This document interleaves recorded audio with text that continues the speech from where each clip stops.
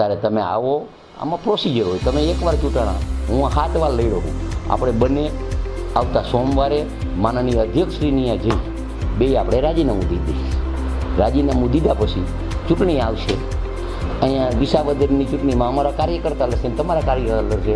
અહીંયા આપણે બેને લડવાનું. એટલે તમને ખબર પડી જાય ક્યાંય ગોપાલભાઈના નામે ધમકી ન દઈએ ને ઉછેરવાના ધંધા બંધ કરે. અને હું તો જીભાનનો પાકો હું. 98માં પણ આ મોરબીને યાર્ડ માટે હું બોલ્યો તો કે જમીન જાય તો મારા બાપમાં ફેર હોય, એ જમીન નથી જવા દીધી. મારા ઉપર 120 પીર દો.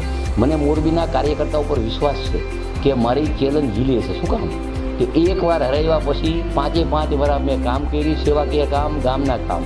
એટલે મને વિશ્વાસ છે તમે અહીંયા આવો, તમારા આમ આદમીના તમામ ભારતના નેતા આવે અને અહીંયા મોરબીના મારા ભારતીય જનતા પાર્ટીના કાર્યકર્તા, મતદારોનો વેપારી, અને આપણે બેની ચૂંટણી લડવાની છે.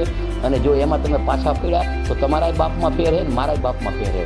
આવતા સોમવારે તમે આવો શંકરભાઈની આપણે બને રાજીનામું દઈ અને રાજીનામા દઈએ પછી ચૂંટણી આવે એટલે આપણે બેને લડવાનું. અને હું હારું તો તમને 2 કરોડ દેવાના, એમાં કંઈ ખોટી વાત નથી.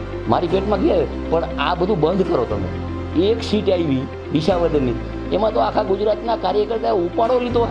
ઉછાળવાના ધંધા, ઉશ્કેરવાના ધંધા, જેમ તેમ બોલવાના ધંધા. ગોપાલભાઈ આવશે આમ કંઈ ગોપાલભાઈ કે એવો કંઈ આવે છે આવી જાય અહીંયા, ક્યાં હું ના પાડું. અને આવી જાઓ સોમવારે રાજીનામું દેવા.